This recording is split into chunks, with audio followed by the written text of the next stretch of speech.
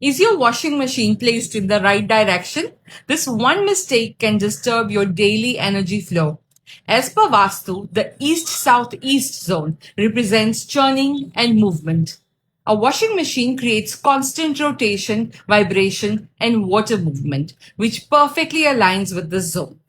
This direction supports smooth daily routines, reduces unnecessary stress and arguments, prevents energy blockages caused by water plus motion, maintains balance between fire and water.